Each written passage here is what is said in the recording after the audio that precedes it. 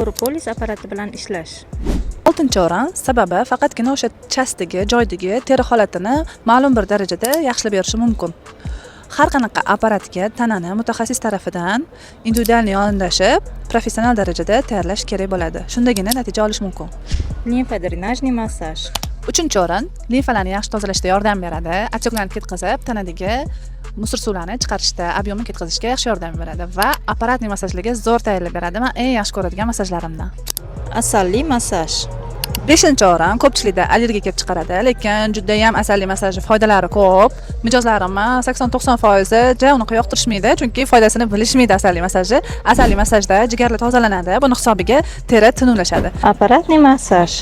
2-o'rin juda ham yaxshi ko'raman, qachonki haqiqiy mutaxassis tarafidan muolajalar olib borilsa, super natijalar olsanglar bo'ladi. Skrabniy massaj qanaqa?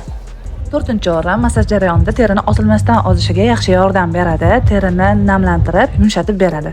Suxoy massaj qanaqa Dilobar opa? 1-o'rin sababi eng sevimli massajlarimdan biri suxoy massajda har qanaqa kasalliklarni yechimini bittada topsak bo'ladi. Ozishda ham, apparatning massajga tayyorlashda ham eng super texnikalardan bittasi.